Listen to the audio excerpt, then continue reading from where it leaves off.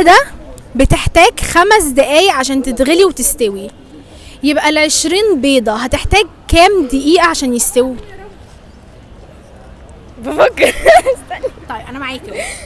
البيضة الواحدة بتحتاج 5 دقايق عشان تغلي وتستوي. تمام. ال20 دقيقة هيحتاجوا كام دقيقة؟ ال20 بيضة 20 بيضة هيحتاجوا كام دقيقة عشان يستووا ويغلوا؟